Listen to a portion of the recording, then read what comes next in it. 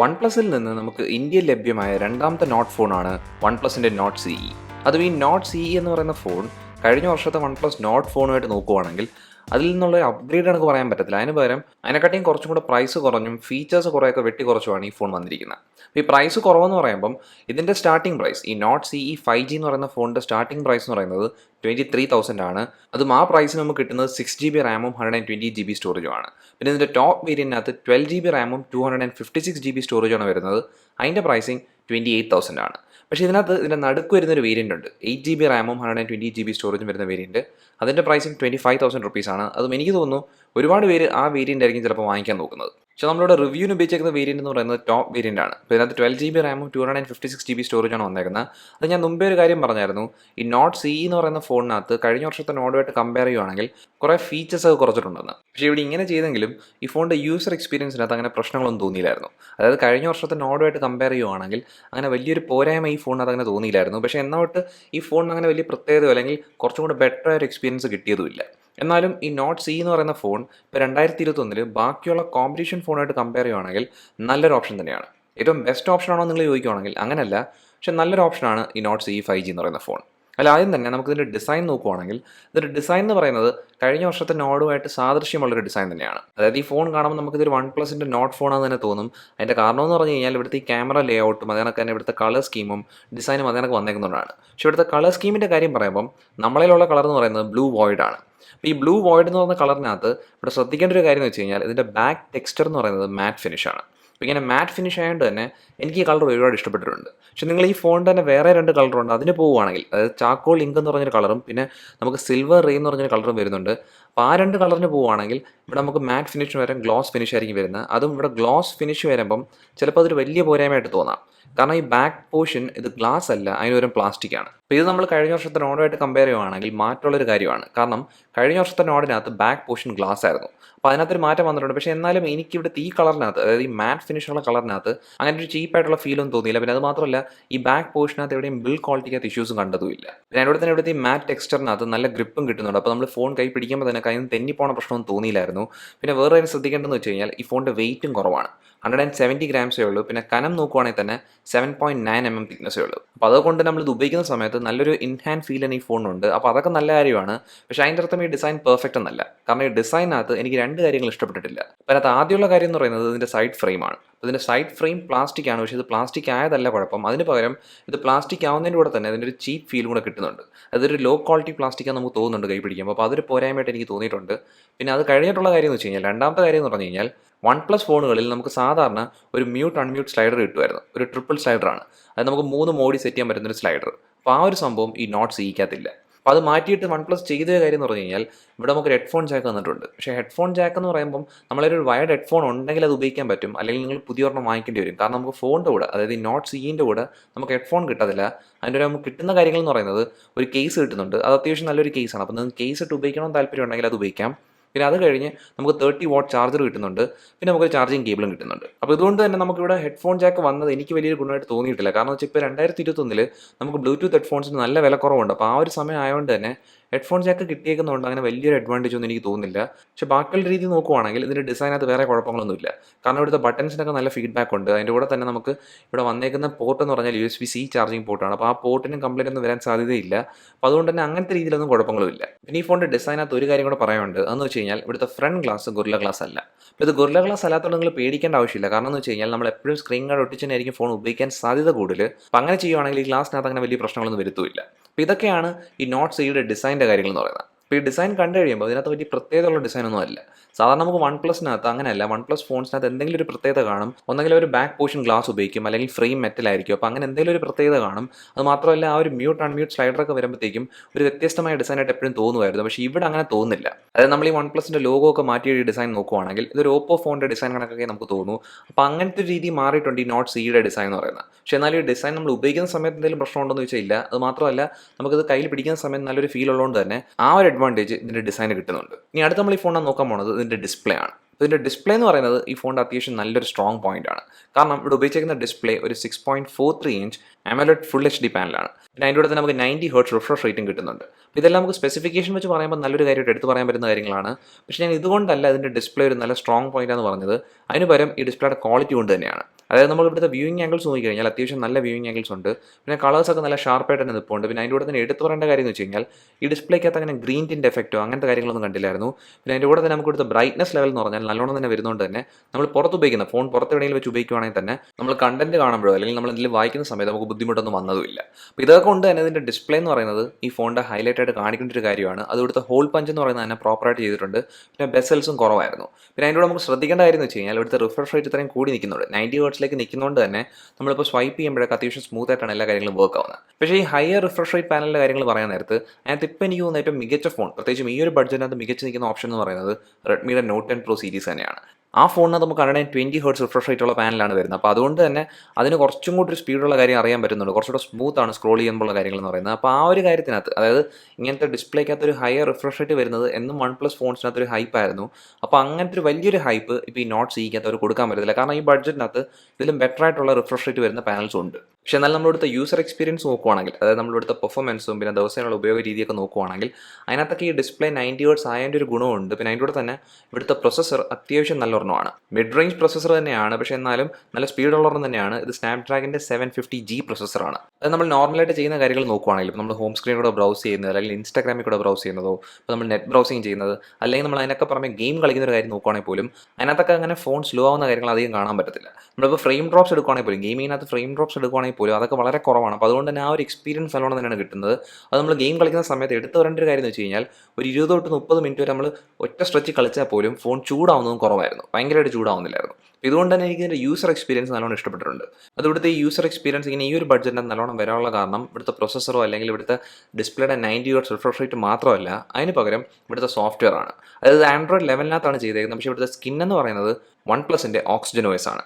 OnePlusൻ്റെ oxygen OS എന്ന് പറയുന്നത് പണ്ട് സ്റ്റോക്ക് ആൻഡ്രോയിഡ് കണക്ക് തന്നെയാണ്. അതിനകത്ത് കുറച്ചും കൂടെ നല്ല ബെറ്റർ ഫീച്ചേഴ്സ് വന്നിരുന്ന ഒരു OS ആണ്. അപ്പോൾ ഇപ്പോൾ അതിൽ നിന്ന് കുറച്ച് മാറ്റം വന്നിട്ടുണ്ട്. അതായത് ഇപ്പോൾ ഇത് നോക്കുവാണെങ്കിൽ നമുക്കൊരു സ്റ്റോക്ക് ആൻഡ്രോയിഡിൻ്റെ കൂടെ തന്നെ നമുക്കൊരു One UI, സാംസങ്ങിൻ്റെ One UIൻ്റെ കുറേ കാര്യങ്ങളൊക്കെ എടുത്ത് വെച്ചാൽ കൊണ്ട്. പക്ഷേ എന്നാലും എനിക്ക് ഇപ്പോഴും ഈ സ്കിൻ ഒരുപാട് ഇഷ്ടമാണ്. കാരണം വെച്ചാൽ ഇപ്പോഴും നല്ലോണം തന്നെയാണ് ചെയ്തേക്കുന്നത്. അതായത് ഇവിടുത്തെ ഒപ്റ്റിമൈസേഷനും സ്മൂത്ത്നെസ്സും എല്ലാം ഇപ്പോഴും നല്ലോണം തന്നെ കിട്ടുന്നുണ്ട്. അപ്പോൾ അതുകൊണ്ട് തന്നെ ഈ ഓക്സിജൻ OS എന്ന് പറയുന്നത് എന്നും OnePlus ഫോൺസിൻ്റെ ഒരു സ്ട്രോങ് അല്ലെങ്കിൽ ഒരു ഹൈപ്പ് കൊടുക്കേണ്ട ഫീച്ചർ തന്നെയാണ്. അതായത് നമുക്ക് ഇവിടെ ഇങ്ങനത്തെ ഒരു കാര്യത്തിനകത്ത് മാറ്റം വന്നിട്ടില്ലെങ്കിൽ OnePlus ഫോൺസിന് എന്നും ഒരു ഡിമാൻഡ് കാണും. അപ്പോൾ അതിനകത്ത് ഇനി മാറ്റം വരാതിരിക്കട്ടെ നമുക്ക് പ്രതീക്ഷിക്കാം. അത് ഇപ്പം നോട്ട് സിക്കകത്തുള്ള ഒരു അഡ്വാൻറ്റേജ് എന്ന് പറയുന്നതും ഈ ഒരു ഓക്സിജൻ OS തന്നെയാണ്. പിന്നെ ഇവിടുത്തെ റാം മാനേജ്മെൻറ്റ് നോക്കുവാണെങ്കിൽ ഞാൻ ഉപയോഗിച്ച വേരിയൻറ്റ് 12GB റാം വേരിയൻറ്റ് ആയതുകൊണ്ടാണെന്ന് പറഞ്ഞുകൂടാ 8 തൊട്ട് 10 ആപ്പ് വരെ മെമ്മറിയിൽ ഓപ്പണായി കിടക്കുന്നുണ്ടായിരുന്നു. അത് ഭയങ്കര ഹെവി ആപ്പ് അല്ലെങ്കിൽ ഹെവി ഒരു ആപ്പ് ആണെങ്കിൽ റീലോഡിങ് നടക്കുന്നുണ്ട്. അപ്പോൾ റീലോഡിങ് ടൈം കുറച്ച് കൂടുതലാണെങ്കിലും നമുക്ക് ലോഡായി കഴിഞ്ഞാൽ ആപ്പൊക്കെ നല്ലോണം തന്നെ വർക്ക് ആവുന്നുണ്ടായിരുന്നു. പിന്നെ ഇവിടുത്തെ സ്റ്റോറേജിനകത്ത് നമുക്ക് പ്രശ്നങ്ങളൊന്നും വരത്തില്ല. ഇവിടെ എക്സ്പാൻഡ് ചെയ്യാൻ പറ്റത്തില്ലെങ്കിലും പ്രശ്നം വരത്തില്ലെന്നാണ് എനിക്ക് തോന്നുന്നത്. കാരണം വെച്ചാൽ 128GB ആയാലോ അല്ലെങ്കിൽ 256GB ആയാലോ നമുക്ക് അത്യാവശ്യമുള്ളൊരു സ്റ്റോറേജ് തന്നെയാണ്. പക്ഷേ ഇവിടെ ഒരു കാര്യം ശ്രദ്ധിക്കേണ്ടതായിട്ടുള്ളതെന്ന് വെച്ച് കഴിഞ്ഞാൽ OnePlus ഒരു ഫീച്ചറോട് ഭയങ്കര ഹൈപ്പ് കൊടുത്തിട്ടുണ്ട്. അതെന്ന് വെച്ച് കഴിഞ്ഞാൽ 5G ആണ്. അത് OnePlus ഈ ഫോണിൻ്റെ പേരിനകത്ത് കൊടുത്തിട്ടുണ്ട്. OnePlus Nord CE 5G എന്നാണ് ഈ ഫോണിൻ്റെ പേര്. അപ്പോൾ 5G എന്ന് പറയുന്ന ഫീച്ചർ ഭയങ്കര ഹൈപ്പാണെന്ന് ചോദിച്ചു കഴിഞ്ഞാൽ അത് ഫ്യൂച്ചറിൽ ഒരു ഹൈപ്പ് ആവേണ്ട ഫീച്ചർ തന്നെയാണ്.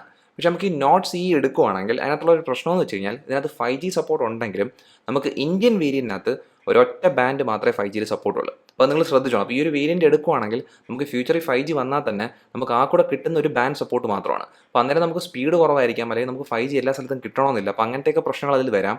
അപ്പോൾ അതുകൊണ്ട് തന്നെ നിങ്ങൾ 5G ഭയങ്കര ഹൈപ്പായിട്ട് നോക്കരുത്. അതും ഈ ഫോൺ നിങ്ങൾ എടുക്കാൻ പോകുന്നത് 5Gക്ക് വേണ്ടിയാണെങ്കിൽ ആ ഒരു കാര്യത്തിന് വേണ്ടി ഈ ഫോൺ എടുക്കുകയും ചെയ്യരുത്. അതിന് പകരം ഈ ഫോൺ എടുക്കേണ്ടത് ഇതിൻ്റെ നല്ല കാര്യങ്ങൾക്ക് വേണ്ടി മാത്രമാണ്. അത് ഈ ഫോണിൻ്റെ നല്ല കാര്യങ്ങൾ ഇനിയും ബാക്കിയുണ്ട്. അതിനകത്ത് എടുത്ത് പറയേണ്ട കാര്യം എന്ന് പറയുന്നത് ഇവിടുത്തെ ക്യാമറ സിസ്റ്റമാണ്. അപ്പോൾ ക്യാമറ സിസ്റ്റം എന്ന് പറയുന്നത് ഏറ്റവും മികച്ച ക്യാമറ സിസ്റ്റം ഒന്നുമല്ല ഈ ബഡ്ജറ്റിനകത്ത്. അതായത് നമുക്ക് ചില ഫോൺസിനകത്തൊക്കെ ക്യാമറ ഹൈപ്പ് അല്ലെങ്കിൽ ക്യാമറ ഹൈലൈറ്റ് ചെയ്ത് മാത്രം ഇറക്കുന്ന ഫോൺസ് ഉണ്ട്. അപ്പോൾ അങ്ങനത്തെ ഒരു ഫീച്ചറൊന്നും അല്ല ഇവിടെ ക്യാമറയ്ക്കകത്ത് കിട്ടിയേക്കുന്നത്. പക്ഷേ അതിന് പകരം അത്യാവശ്യം നല്ലൊരു ക്യാമറ സിസ്റ്റമാണ്. ഇവിടെ ബാക്കിൽ നമുക്ക് 3 ക്യാമറയാണ് വരുന്നത്. അതിനകത്ത് മെയിൻ ക്യാമറ എന്ന് പറയുന്നത് ഒരു 64 മെഗാപിക്സൽ f1.7 ആപ്പച്ചർ വരുന്നൊരു ക്യാമറയാണ്. അപ്പോൾ ഈ ക്യാമറയ്ക്കകത്ത് ഒപ്റ്റിക്കൽ ഇമേജ് സ്റ്റെബിലൈസേഷൻ ഇല്ല. അതും ഈ ഫോണിൻ്റെ ഒരു ക്യാമറയ്ക്കകത്ത് ഒപ്റ്റിക്കൽ ഇമേജ് സ്റ്റെബിലൈസേഷൻ ഇല്ല. അപ്പോൾ നമ്മൾ ശ്രദ്ധിക്കേണ്ട ഒരു കാര്യമാണ്. കാരണം നമുക്ക് ഒപ്റ്റിക്കൽ ഇമേജ് സ്റ്റെബിലൈസേഷൻ ഇല്ലാത്തതുകൊണ്ട് തന്നെ കുറച്ച് മൂവ്മെൻറ്റ് കൂടിയൊരു ഫോട്ടോ എടുക്കുകയാണെങ്കിൽ അല്ലെങ്കിൽ വീഡിയോ എടുക്കാൻ നേരത്തൊക്കെ അങ്ങനത്തെ ഒരു ചെറിയ പോരായ്മ കാണാൻ പറ്റുന്നുണ്ട്.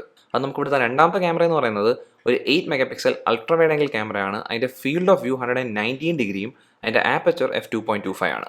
പിന്നെ അവസാനത്തെ ഒരു ക്യാമറ അത് ഉപയോഗമില്ലാത്തൊരു ക്യാമറയാണ്. അത് 2 മെഗാപിക്സൽ ക്യാമറയാണ്.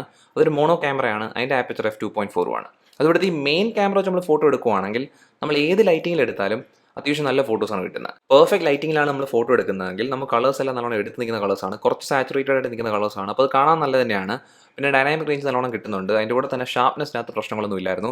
പിന്നെ ഫോക്കസിങ് ഇഷ്യൂസ് അങ്ങനെ അധികമൊന്നും ഇല്ലായിരുന്നു. പിന്നെ നമ്മൾ ലൈറ്റ് കുറഞ്ഞൊരു സിറ്റുവേഷനിലേക്ക് പോകാൻ നേരത്ത് നമുക്ക് വേണമെങ്കിൽ നൈറ്റ് മോഡ് ഓൺ ചെയ്യാം. അപ്പോൾ നൈറ്റ് മോഡ് ഓൺ ചെയ്യുകയാണെങ്കിൽ ഫോട്ടോ കുറച്ചും കൂടെ ബ്രൈറ്റ്നസ് കൂടിയതും ഷാർപ്നെസ് കൂടിയ രീതി കിട്ടുന്നുണ്ടായിരുന്നു. അപ്പോൾ അതുകൊണ്ട് തന്നെ ഈ മെയിൻ ക്യാമറ വെച്ച് നമുക്ക് ഏത് ലൈറ്റിങ്ങിലും ഫോട്ടോ എടുക്കാൻ പറ്റും. പിന്നെ അൾട്രാ വൈഡ് ആംഗിൾ ക്യാമറയിലേക്ക് പോകുകയാണെങ്കിൽ ആ ക്യാമറ എന്ന് പറയുന്നത് നല്ല ലൈറ്റുള്ള സമയത്ത് മാത്രമേ ഉപയോഗിക്കാൻ പറ്റൂ. പക്ഷേ ആ ഒരു സമയത്ത് ഉപയോഗിക്കാൻ നേരത്ത് നമ്മൾ മെയിൻ ക്യാമറയിൽ എടുക്കുന്നതിനെക്കാട്ടിയും കുറച്ചും കൂടെ സാച്ചുറേഷൻ കൂടിയ ഫോട്ടോസ് വരുന്നെങ്കിലും ഫോട്ടോ മൊത്തത്തിൽ കാണാൻ തിരക്കേടൊന്നുമില്ല. അത് നമുക്ക് ഇങ്ങനത്തെ ഒരു ഓപ്ഷൻ ഉള്ളത് എന്ന് നല്ലൊരു കാര്യം തന്നെയാണ്. നമ്മൾ വീഡിയോ റെക്കോർഡിംഗ് നോക്കാൻ നേരത്ത് ഇവിടെ ഞാൻ പറഞ്ഞായിരുന്നു ഒപ്റ്റിക്കൽ ഇമേജ് സ്റ്റെബിലൈസേഷൻ ഇല്ലെന്ന്. പക്ഷേ എന്നാലും ഇവിടുത്തെ ഇലക്ട്രോണിക് ഇമേജ് സ്റ്റെബിലൈസേഷൻ അത്യാവശ്യം നല്ലതായതുകൊണ്ട് തന്നെ ഞാൻ 1080p 60 FPS ഒരു വീഡിയോ എടുത്ത സമയത്ത് ആ വീഡിയോ എന്ന് പറയുന്നത് നമുക്ക് ഉപയോഗിക്കാൻ പറ്റുന്ന ഒരു വീഡിയോ തന്നെയായിരുന്നു. അത് നമുക്ക് സ്റ്റെബിലൈസേഷനകത്ത് അങ്ങനെ വലിയ കുഴപ്പങ്ങളൊന്നും കണ്ടില്ലായിരുന്നു. പിന്നെ അതുപോലെ തന്നെ കളേഴ്സൊക്കെ നല്ല രീതിയിൽ തന്നെ എടുത്ത് നിൽപ്പുണ്ടായിരുന്നു. ഫോക്കസിങ്ങിനകത്ത് തന്നെ ഭയങ്കര പ്രശ്നമില്ലായിരുന്നു. പക്ഷേ ഫോക്കസിങ് കുറച്ച് സ്ലോ ആയിരുന്നു. പക്ഷേ ഇവിടെ ഈ വീഡിയോയ്ക്കകത്ത് ഒരു കാര്യം ഞാൻ കണ്ടെന്ന് വെച്ച് കഴിഞ്ഞാൽ എക്സ്പോഷ്യർ ഷിഫ്റ്റിംഗ് കുറച്ച് കൂടുതൽ കാണുന്നുണ്ടായിരുന്നു. അപ്പോൾ അതൊഴിച്ച് കഴിഞ്ഞാൽ വീഡിയോ റെക്കോർഡിങ്ങിനകത്തും അങ്ങനെ പ്രശ്നങ്ങളൊന്നും ഇല്ലായിരുന്നു. പിന്നെ നമുക്ക് മാക്സിമം എടുക്കാൻ പറ്റുന്ന വീഡിയോ റെസൊല്യൂഷൻ എന്ന് പറയുന്നത് 4K 30 FPS ആണ്. ഇനി നമ്മൾ ഫ്രണ്ട് ക്യാമറയിലേക്ക് പോവുകയാണെങ്കിൽ ഫ്രണ്ടിലുള്ളത് ഒരു 16 മെഗാ പിക്സൽ ക്യാമറയാണ്. ഇത് സോണിയുടെ IMX471 എന്ന് പറഞ്ഞ സെൻസറാണ്. ഇതിൻ്റെ ആപ്പച്ചർ f2.45 ആണ്. അത് ഈ ഫ്രണ്ട് ക്യാമറ ഈ ഒരു ബഡ്ജറ്റിനകത്ത് നല്ല സ്ട്രോങ് ആയിട്ടുള്ളൊരു ക്യാമറ തന്നെയാണ്. കാരണം നമ്മൾ പുറത്ത് വെച്ചാണ് ഫോട്ടോ എടുക്കുന്നതെങ്കിൽ ഒരു ഔട്ട്ഡോർ ഷോട്ടാണ് എടുക്കുന്നതെങ്കിൽ അത്യാവശ്യം സാച്ചുറേറ്റഡ് ആയിട്ടുള്ള ഫോക്കസിങ് ഇഷ്യൂസ് ഒന്നും ഇല്ലാതെ സ്കിൻ ടോണിനകത്ത് മാറ്റമൊന്നും വരാത്ത സെൽഫീസ് തന്നെയാണ് കിട്ടുന്നത്. അപ്പോൾ അതെനിക്ക് നല്ലോണം ഇഷ്ടപ്പെട്ട സെൽഫീസ് തന്നെയാണ്. പിന്നെ നമ്മൾ ഇൻഡോർ ഷോട്ട്സിലേക്ക് പോകുകയാണെങ്കിൽ ഇൻഡോർ സെൽഫീസിലേക്ക് പോകുകയാണെങ്കിൽ അന്നേരം കുറച്ചും കൂടെ സോഫ്റ്റ് ആവുന്നുണ്ടായിരുന്നു സെൽഫി. പക്ഷേ എന്നാലും ആ സ്കിൻ ടോൺ പ്രശ്നമൊന്നും കണ്ടില്ലായിരുന്നു. അപ്പോൾ അതുകൊണ്ട് തന്നെ എനിക്ക് ഈ ഫ്രണ്ട് ക്യാമറ എടുക്കുന്ന സെൽഫീസ് ഇഷ്ടപ്പെട്ടിട്ടുണ്ട്. പിന്നെ അതേ കണക്കിന് എടുത്ത് പറയേണ്ട ഒരു കാര്യം എന്ന് വെച്ച് കഴിഞ്ഞാൽ ഇവിടുത്തെ ഫ്രണ്ട് ക്യാമറ വെച്ചെടുക്കുന്ന വീഡിയോ റെക്കോർഡിങ്ങും അത്യാവശ്യം കുഴപ്പമില്ലാതെയാണ്. നല്ല ലൈറ്റുള്ളൊരു സിറ്റുവേഷനിലാണ് എടുക്കുന്നതെങ്കിൽ വീഡിയോയ്ക്കകത്ത് അങ്ങനെ ഇഷ്യൂസ് ഒന്നും കണ്ടില്ലായിരുന്നു. സ്റ്റെബിലൈസേഷനും വലിയ കുഴപ്പമില്ല തന്നെയാണ് വന്നേക്കുന്നത്. അതായത് ഇവിടുത്തെ ക്യാമറ സിസ്റ്റം എന്ന് പറയുന്നത് ഈ നോട്ട് സിയുടെ ക്യാമറ സിസ്റ്റം എന്ന് പറയുന്നത് നമുക്ക് കംപ്ലയിൻറ്റ് പറയേണ്ട ഒരെണ്ണം അല്ല. 25,000 പ്രൈസിങ്ങിന് അത്യാവശ്യം നല്ലൊരു ക്യാമറ സിസ്റ്റമാണ്. പക്ഷേ നമ്മൾ 28,000 പ്രൈസിംഗ് ഉള്ള ടോപ്പ് വേരിയൻറ്റ്, അത് ഞാൻ ഈ ഉപയോഗിക്കുന്ന വേരിയൻറ്റ് എടുക്കുകയാണെങ്കിൽ അന്നേരം നമുക്ക് Pixel 4a എന്ന് പറയുന്ന ഫോണുണ്ട്. അത് നമുക്ക് Pixel 4a ചില സമയത്ത് ഓഫറിലൊക്കെ ആ ഒരു ബഡ്ജറ്റ് വരും. അപ്പോൾ അങ്ങനത്തെ ഒരു കമ്പാരിസണിലേക്ക് നമ്മൾ പോവുകയാണെങ്കിൽ Pixel 4a ക്യാമറ സിസ്റ്റം തന്നെയാണ് ഇതിനെക്കാട്ടിയും ബെറ്റർ ആയിട്ടുള്ള ക്യാമറ സിസ്റ്റം. അതെന്ന് പറഞ്ഞാൽ ഈ ഒരു ബഡ്ജറ്റിനകത്ത് എന്തായാലും ഏറ്റവും ബെസ്റ്റ് ഒരു ക്യാമറ ഫോൺ എന്ന് പറയുന്നത് Pixel 4a തന്നെയാണ്. പക്ഷെ നമ്മൾ അങ്ങനെ നോക്കാതെ മൊത്തമുള്ള രീതി പറയുവാണെങ്കിൽ ഈ നോട്ട് സിക്കകത്ത് ക്യാമറ പാക്കേജ് നല്ലോണം തന്നെയാണ് ചെയ്തേക്കുന്നത്. അതുകൊണ്ട് അടുത്ത കിട്ടിയ നല്ലൊരു കാര്യം എന്ന് പറയുന്നത് ഇവിടുത്തെ ചാർജിങ് സ്പീഡാണ്. നമുക്ക് ഈ ഫോണിൻ്റെ കൂടെ ഒരു 30 വാട്ട് ചാർജറാണ് വരുന്നത്. വാപ്പ് ചാർജ് 30T എന്ന് പറഞ്ഞ ചാർജറാണ് ഈ ഫോണിൻ്റെ കൂടെ കിട്ടുന്നത്. അപ്പോൾ നമ്മൾ ഈ ചാർജർ വെച്ചാണ് ചാർജ് ചെയ്യുന്നതെങ്കിൽ നമുക്ക് 0 to 100% ആക്കാൻ വേണ്ടി 1 മണിക്കൂറിന് താഴെ സമയം എടുക്കും. അത് നമുക്ക് നല്ല സ്പീഡായിട്ട് തന്നെ ചാർജ് ആകുന്നുണ്ട്. അത് ഈ 4500 mAh ബാറ്ററി ഇത്രയും സ്പീഡിൽ ചാർജ് ചെയ്യുന്നത് നല്ലൊരു കാര്യമാണ്. പക്ഷേ ഇവിടുത്തെ ബാറ്ററി ബാക്കപ്പിൻ്റെ കാര്യം നോക്കാൻ നേരത്ത് നമ്മൾ നല്ലൊരു ഹെവി യൂസറൊക്കെ ആണെങ്കിൽ ഒരു 5.5 മണിക്കൂറും ഒരു 6 മണിക്കൂർ റേഞ്ചിൽ മാത്രമേ സ്ക്രീൻ ഓൺ ടൈം കിട്ടൂ. അപ്പോൾ നമ്മുടെ ലൈറ്റ് യൂസറൊക്കെ ആണെങ്കിൽ കുറച്ചും കൂടെ കൂടാം. പക്ഷേ എന്നാലും നമുക്ക് ഇവിടെ എന്തായാലും ഒരു ദിവസം തന്നെ ചാർജ് ചെയ്യേണ്ട ഫോൺ തന്നെയാണ്. നമുക്ക് ഒരു ദിവസം മാത്രമേ അത് ഉപയോഗിക്കാൻ പറ്റൂ. അപ്പോൾ നമ്മളൊരു ആവറേജ് യൂസർ ആണെങ്കിൽ പോലും നമ്മൾ എല്ലാ ദിവസവും രാത്രി ചാർജ് ചെയ്യേണ്ട അവസ്ഥ വരും. അതായത് ബാറ്ററി ബാക്കപ്പ് എന്ന് പറയുന്നത് നമ്മൾ 90 വാട്ട്സ് റിഫ്രഷ് റേറ്റും പിന്നെ ബ്രൈറ്റ്നസ് ലെവലൊക്കെ അത്യാവശ്യം കൂട്ടി വെച്ചാണ് ഉപയോഗിക്കുന്നതെങ്കിൽ ഭയങ്കരമായിട്ട് ബാറ്ററി ബാക്കപ്പ് കിട്ടത്തില്ല. പക്ഷേ എന്നാലും തിരക്കേടുള്ളതൊരു ബാറ്ററി ബാക്കപ്പ് തന്നെയാണ്. ഈ കാര്യങ്ങൾ കുഴപ്പമില്ല തന്നെയാണ് ഇവിടെ ചെയ്തേക്കുന്നത്. പക്ഷേ ഈ ഫോണിനകത്ത് വലിയൊരു പോരായ്മയായിട്ട് എനിക്ക് തോന്നിയ ഒരു കാര്യം എന്ന് പറയുന്നത് ഇവിടുത്തെ സ്പീക്കർ സിസ്റ്റമാണ്. അപ്പോൾ നമുക്ക് ഈ ഒരു ബഡ്ജറ്റിനകത്ത് വരുന്ന ഫോണിനകത്ത് ഇപ്പോൾ നമുക്ക് ഡ്യുവൽ സ്പീക്കേഴ്സ് ഉണ്ട്. അപ്പോൾ അതുകൊണ്ട് തന്നെ ഇവിടെ ഇങ്ങനെ ചെയ്തേക്കുന്നത് നമുക്ക് ഇവിടെ ഒരു ഒറ്റ സ്പീക്കർ മാത്രമേ വരുന്നുള്ളൂ. ഈ താഴെ കാണുന്ന മാത്രമാണ് സ്പീക്കർ. അപ്പോൾ അങ്ങനെ ചെയ്തേക്കുന്നതുകൊണ്ട് തന്നെ ഇതിൻ്റെ ലൗഡ്നെസ് ഔട്ട്പുട്ടൊക്കെ അത്യാവശ്യം നല്ലതാണെങ്കിൽ പോലും ഒരു ഡ്യുവൽ സ്പീക്കർ ഫോണുമായിട്ട് ഇത് പിടിച്ച് നിൽക്കത്തില്ല. അപ്പോൾ അതുകൊണ്ട് തന്നെ അതൊരു വലിയ പോരായ്മയാണ്. പക്ഷേ ഇവിടുത്തെ ഇയർപീസിൻ്റെ ക്വാളിറ്റി ഉള്ളൂ. അപ്പോൾ അതുകൊണ്ട് നമ്മൾ ഒരുപാട് കോളൊക്കെ ചെയ്യുന്ന ഒരു വ്യക്തിയാണെങ്കിൽ നമുക്കൊരു കോൾ എക്സ്പീരിയൻസ് നല്ലോണം കിട്ടുന്നുണ്ട്. പിന്നെ ഇനി അടുത്ത് നമ്മൾ ഇവിടുത്തെ അൺലോക്കിംഗ് മെത്തേഡ് നോക്കുവാണെങ്കിൽ ഈ ഫോണിനകത്ത് നമുക്കൊരു ഇൻ ഡിസ്പ്ലേ ഫിംഗർ പ്രിന്റ് സ്കാനറാണ് വരുന്നത്. അപ്പം ഇവിടുത്തെ അൺലോക്കിംഗ് മെത്തേഡ് എന്ന് പറഞ്ഞാൽ ഫിംഗർ പ്രിന്റ് അൺലോക്ക് ആണ്. പക്ഷേ നമുക്ക് സാധാരണ OnePlus ഫോൺസിനകത്ത് നല്ല ഫാസ്റ്റ് ആയിട്ടാണ് ഈ ഫിംഗർ പ്രിന്റ് സ്കാനർ വർക്ക് ആവുന്നത്. പക്ഷേ ഇവിടെ ഈ OnePlus Nord CEക്കകത്ത് കുറച്ച് സ്ലോ ആയിരുന്നു. അത് നമുക്ക് ഭയങ്കര സ്ലോ ആയിട്ടല്ല, അക്യുറസിക്കൊന്നും അങ്ങനെ പ്രശ്നങ്ങളൊന്നുമില്ല. എന്നാലും നമ്മളൊരു കമ്പാരിസൺ നോക്കുവാണെങ്കിൽ കുറച്ച് സ്ലോ ആയിട്ടാണ് അൺലോക്ക് ആയത്. അപ്പോൾ അത് ശ്രദ്ധിക്കേണ്ട ഒരു കാര്യമാണ്. പിന്നെ അവസാനമായിട്ട് പറയേണ്ട കാര്യം എന്ന് വെച്ച് കഴിഞ്ഞാൽ ഇവിടുത്തെ ബ്ലൂടൂത്ത് വേർഷൻ 5.1 ആണ്, wifi version dual band wifi ആണ്. അതിനൊക്കെ തന്നെ ഇവിടെ NFC സപ്പോർട്ട് ഉണ്ട്. പിന്നെ എല്ലാ സെൻസേഴ്സും കിട്ടുന്നുണ്ട്. അപ്പോൾ ഇതൊക്കെയാണ് OnePlus Nord CEൻ്റെ മൊത്തത്തിലുള്ള കാര്യങ്ങൾ എന്ന് പറയുന്നത്. അത് ഈ കാര്യങ്ങളെല്ലാം നോക്കിക്കഴിയുമ്പോൾ നമുക്ക് മനസ്സിലാവുന്ന ഒരു കാര്യം എന്ന് വെച്ച് കഴിഞ്ഞാൽ ഈ OnePlus Nord CE 5G എന്ന് പറയുന്ന ഫോൺ നല്ലൊരു ഓപ്ഷൻ തന്നെയാണ്, പ്രത്യേകിച്ച് ഈ ഒരു ബഡ്ജറ്റിനകത്ത്. കാരണം എന്ന് വെച്ച് കഴിഞ്ഞാൽ ഇവിടെ നമ്മുടെ യൂസർ എക്സ്പീരിയൻസിൻ്റെ കാര്യം വെച്ച് നോക്കാൻ നേരത്ത് നമുക്കെല്ലാം നല്ലോണം തന്നെ കിട്ടുന്നുണ്ട്. അത്യാവശ്യം ഫീച്ചേഴ്സിനകത്തൊന്നും പ്രശ്നങ്ങളൊന്നുമില്ല. നമുക്ക് ദിവസേന ഉപയോഗിക്കുന്ന രീതിക്കകത്ത് തടസ്സങ്ങളൊന്നും വരാത്ത രീതിയിലാണ് ഈ ഫോണിൽ ചെയ്തേക്കുന്നത്. പക്ഷേ ഈ ഫോണിന് എന്തെങ്കിലും പ്രത്യേകത ഉണ്ടോ എന്ന് നിങ്ങൾ ചോദിക്കുവാണെങ്കിൽ അങ്ങനത്തെ ഒരു കാര്യം കിട്ടുന്നില്ല. അപ്പോൾ അതെന്ന് പറഞ്ഞാൽ പണ്ട് OnePlus ഫോൺസിനകത്തുള്ളൊരു കാര്യമായിരുന്നു. അപ്പോൾ അങ്ങനത്തെ ഒരു പ്രത്യേകത അല്ലെങ്കിൽ ഒരു ഹൈപ്പായിട്ടുള്ളൊരു ഫാക്ടർ ഈ ഫോണിനകത്തില്ല. ഇവരുടെ ഹൈപ്പായിട്ട് പറഞ്ഞിരുന്ന 5G ആണ്. പക്ഷേ ഞാൻ മുമ്പേ പറഞ്ഞാണ് ഈ 5G എന്ന് പറഞ്ഞ ഫാക്ടർ ഇന്ത്യൻ വേരിയൻറ്റിനകത്ത് ഹൈപ്പ് കൊടുക്കേണ്ട ഒരു കാര്യമില്ല. ഇപ്പോൾ യൂറോപ്പിൽ നിന്ന് വാങ്ങിക്കുന്ന വേരിയൻ്റ് ആണെങ്കിൽ അതിനകത്ത് കുറച്ചും കൂടെ 5G ബാൻഡ്സ് ഉണ്ട്. അപ്പോൾ അന്നേരം നമുക്ക് അത് കുറച്ചും കൂടെ ഹൈപ്പായിട്ട് പറയാൻ പറ്റും. പക്ഷേ ഇവിടെ നമ്മൾ ഇന്ത്യയിൽ നിന്ന് വാങ്ങിക്കുന്ന വേരിയൻറ്റിനകത്ത് 5G ബാൻഡ് ഒരെണ്ണം മാത്രമായതുകൊണ്ട് അതൊരു ഹൈപ്പായിട്ട് പറയാൻ പറ്റത്തില്ല. അപ്പോൾ അതുകൊണ്ട് തന്നെ ഇപ്പോൾ നമ്മൾ ഇതിൻ്റെ കോമ്പറ്റീഷൻ ഫോൺസുമായിട്ട് നോക്കുവാണെങ്കിൽ ഇപ്പോൾ റെഡ്മിയുടെ നോട്ട് 10 പ്രോ മാക്സ് നോക്കുവാണെങ്കിൽ അതിനകത്ത് നമുക്കൊരു ഹയർ റിഫ്രഷ് റേറ്റ് പാനലുണ്ട്. അപ്പോൾ അങ്ങനത്തെയൊക്കെ അഡ്വാൻറ്റേജ് ഉണ്ട്. അത് മാത്രമല്ല ബാറ്ററി എന്ന് പറയുന്നത് കുറച്ചുകൂടി വലുതാണ്. പിന്നെ നമ്മളിപ്പോൾ സാംസങ്ങിൻ്റെ തന്നെ ഗാലക്സി A52 നോക്കുവാണെങ്കിൽ അതിനകത്ത് വാട്ടർ റെസിസ്റ്റൻസ് വരുന്നുണ്ട്. അപ്പോൾ അങ്ങനത്തെയൊക്കെ പ്രത്യേകത അതിനകത്ത് കിട്ടുന്നുണ്ട്. പിന്നെ ക്യാമറയ്ക്കകത്ത് ഒപ്റ്റിക്കൽ ഇമേജ് സ്റ്റെബിലൈസേഷൻ ആ ഫോണിൽ വരുന്നുണ്ട്. അപ്പോൾ ഇങ്ങനത്തെ ഒരു ഫീച്ചേഴ്സും നോട്ട് സിക്കകത്തില്ല. പക്ഷേ അതിനൊരു നമ്മൾ നോട്ട് സിയിൽ കിട്ടുന്ന കാര്യം നോക്കുവാണെങ്കിൽ നമുക്ക് എല്ലാ കാര്യത്തിനകത്തും അവർ തിരക്കേടില്ലാത്ത രീതിയിലൊക്കെ ചെയ്തേക്കുന്നതുകൊണ്ട് തന്നെ നല്ലൊരു യൂസർ എക്സ്പീരിയൻസ് വരുന്നുണ്ട്. അതിനകത്ത് ഒരു ഫാക്ടർ എന്ന് പറയുന്നത് ഇവിടുത്തെ ഓക്സിജൻ നോയ്സും കൂടിയാണ്. അപ്പോൾ അതാണ് ഈ ഫോണിൻ്റെ ഒരു ഹൈപ്പ് എന്ന് പറയുന്നത്. അല്ലെങ്കിൽ ആ ഒരു കാര്യമാണ് ഈ ഫോൺ നമ്മൾ ശ്രദ്ധിക്കേണ്ട ഒരു കാര്യം എന്ന് പറയുന്നത്. അപ്പോൾ അങ്ങനത്തെ രീതിയിലാണ് നിങ്ങൾ ഫോൺ നോക്കുന്നതെങ്കിൽ നിങ്ങൾക്ക് നല്ലൊരു എക്സ്പീരിയൻസ് കിട്ടേണ്ട ഒരു ഫോൺ മാത്രം മതി. നിങ്ങൾക്ക് അതിനകത്ത് ഹൈപ്പുള്ള അല്ലെങ്കിൽ പുതിയതായിട്ട് ഇറങ്ങിയിരിക്കുന്ന ഫീച്ചേഴ്സ് ഒന്നും വേണ്ടെന്നാണെങ്കിൽ ഈ നോട്ട് CE 5G എന്ന് പറയുന്ന ഫോൺ നിങ്ങൾക്ക് നല്ലൊരു ഓപ്ഷനാണ്. ഇത്രയുള്ള ഈ വീഡിയോ എന്ന് പറയുന്നത്. ഈ വീഡിയോ നിങ്ങൾക്ക് ഇഷ്ടപ്പെട്ടെങ്കിൽ ഈ വീഡിയോ ഉറപ്പായിട്ട് ലൈക്ക് ചെയ്യുക. അതുകൂടാതെ ചാനൽ സബ്സ്ക്രൈബ് ചെയ്യുക. ഈ ചാനൽ പ്രൊമോട്ടും ചെയ്യുക. നമുക്ക് എത്രയും പെട്ടെന്ന് അടുത്ത വീഡിയോയിൽ കാണാം. അതുവരെ ബൈ.